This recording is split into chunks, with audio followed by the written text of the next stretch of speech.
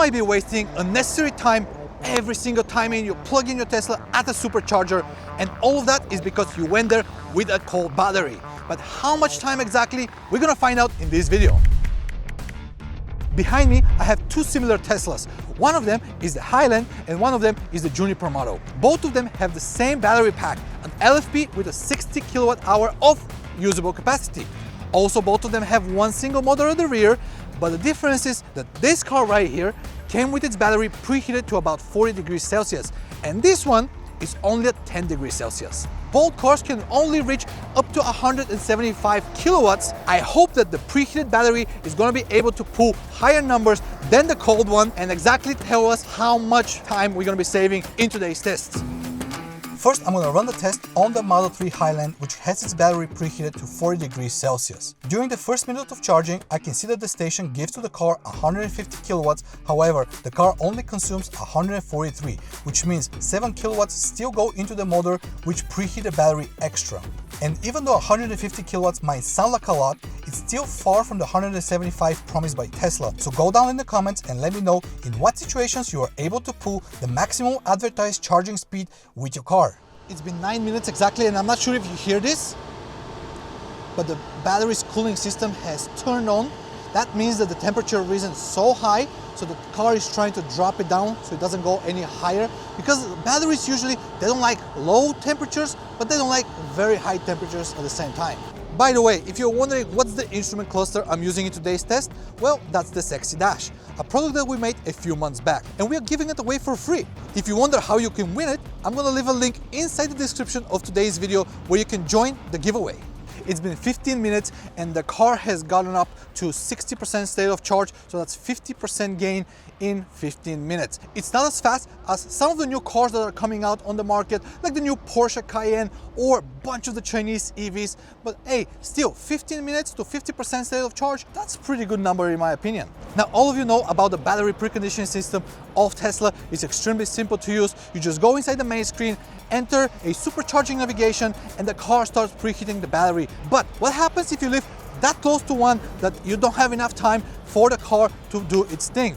Well, we have made it so you can do it literally by sitting on your couch and wait for your car to preheat its battery on its own. The way you do it is extremely simple. You install our OBD dongle called the Commander, you open the S3XY app, and you activate the feature called Remote Battery Preheating. What it does, it's exactly what it sounds. It starts remotely preheating your Tesla's battery while you're sitting at home, and you can even choose at what degree the battery should get to, so whenever you start driving, the battery is toasty enough. If you want to learn about this feature more, I'm gonna leave a link with a dedicated video about this feature inside the description of this one, so you can go ahead and check it out.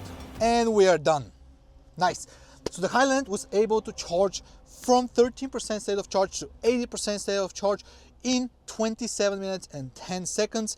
The battery temperature was risen to over 50 degrees Celsius. Now I see that it dropped to 46 thanks to the battery cooling system. After we are done with the test on the preheated battery, now it's time to plug in the cable inside the Model Y, which has its battery at 10 degrees Celsius, and see what the difference is going to be. The car that doesn't have its battery preheated cannot even pull 50 kilowatts from the station when you first plugged in.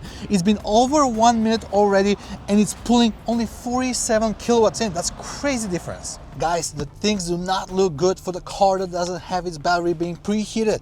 It's been over 6 minutes now and we're still pulling only 50 kilowatts in it.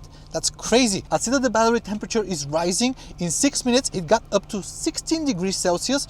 Remember, we started from 10, but that's such a slow pace. So I believe we're never gonna hit the 100 kilowatt mark with this car, and that's very unfortunate, but that's a lesson for all of us, that we need to preheat the batteries, but let's see the result at the end. Now, why having a cold battery at a supercharger is not a smart idea? Well, the batteries don't like cold.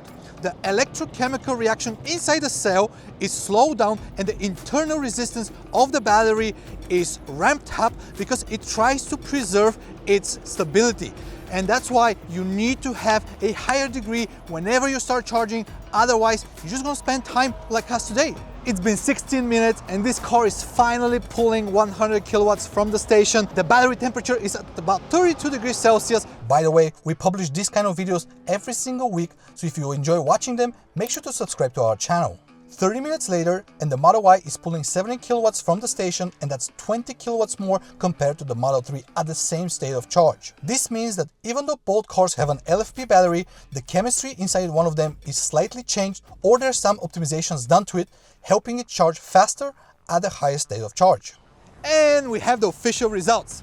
Car A, that has its battery preheated to about 40 degrees Celsius, was able to charge from about 10% state of charge to 80 in 27 minutes. However, Car B, which came to the charging station with battery at 10 degrees Celsius only, was able to charge in 32 minutes. That's 5-minute difference between both cars. What's the conclusion from all of this?